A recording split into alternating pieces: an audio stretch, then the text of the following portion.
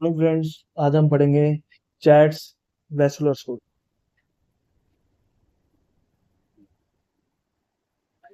Chats S two vascular scope करते क्या हैं? पहले हम ये जान लेते हैं। To find out need for anticoagulation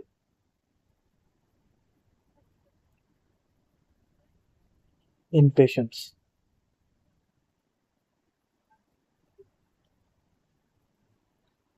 example, patient with AF, atrial fibrillation. Need है कि नहीं है हमारे पेशेंट को एंटीकोगुलेशन की। और पहली बार देख लेते हैं हम एंटीकोगुलेंट्स कौन कौन से हैं हमारे पास।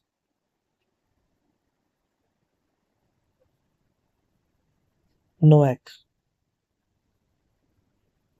न्यू ओरल एंटी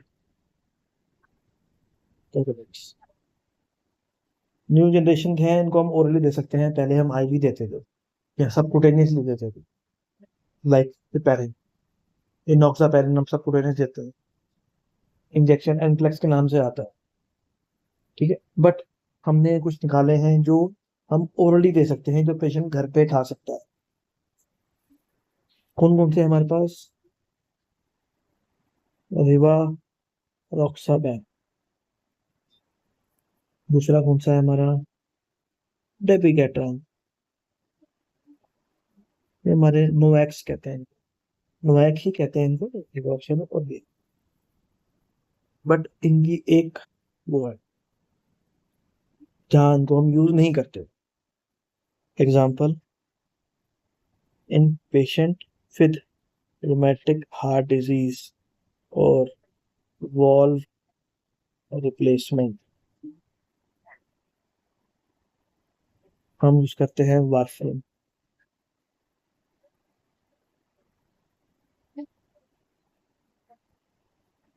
इसका मतलब ये नहीं है कि रिवारोक्साबैन और डेबिगेट्रॉन इस पे खराब है।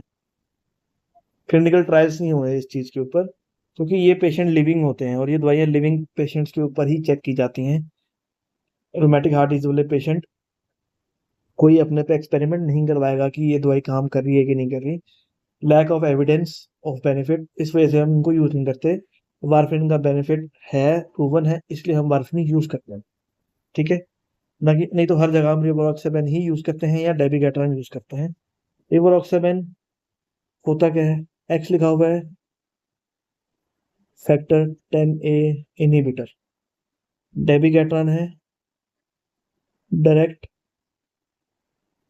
Thrombin inhibitor. ये क्लास है, कौन सा ड्रग, ड्रग की क्लास क्या है, ठीक है। डेबिगेट्रॉन को याद कर लो, डायरेक्ट थ्रोम्बिन इनहिबिटर। रिवोरोक्साबैन होगा हमारा फैक्टर 10A इनहिबिटर, ठीक है। ये हमारा कोगुलेशन कैस्केड की बात हो रही है, ओके।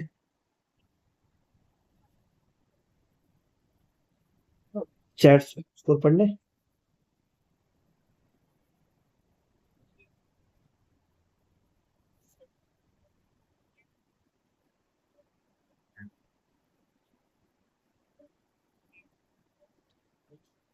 ओके, सी से क्या है? CHF, हार्ट फेलियर है पेशेंट को या नहीं, एग्जिस्टिंग हार्ट फेलियर है कि नहीं है पेशेंट, ठीक है। एच से हमारा होगा हाइपरटेंशन। ए से होगा हमारा एज। डी से होगा हमारा पेशेंट को डायबिटीज है कि नहीं। एस से होगा कोई हिस्ट्री और करंट स्ट्रोक तो नहीं है, या कोई वेस्कुलर डिजीज तो नहीं है, ठीक है। ए से हम दोबारा एज करेंगे। एस से हमारा होगा सेक्स, फीमेल है या मेल। अब पॉइंट्स देने हैं इनको। CHF को हम देंगे 1 पॉइंट, हाइपरटेंशन को देंगे हम 1 पॉइंट, एज को देंगे हम 2 पॉइंट्स। तो एज कितनी है इसमें, मोर देन 75, और डायबिटीज को 1 आएगा। चैड हमने S2 पढ़ा था, स्ट्रोक की हिस्ट्री है तो 2 स्कोर आएगा, बाकी 1 1 1। फीमेल के लिए 1 आए। ओके, और एज इसमें है 65 से ऊपर, मतलब अगर एज 65 टू 75 के बीच में है तो 1 आएगा, मोर देन 75 है तो 2 आएगा। मैक्सिमम स्कोर उसका कितना बना, 1 2 3 4 5 6 7 8 9 10। Okay,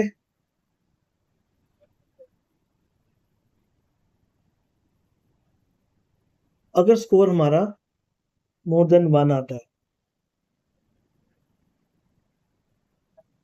with not sex alone, अगर सिर्फ सेक्स ही आया कि फीमेल है थोड़ी देंगे।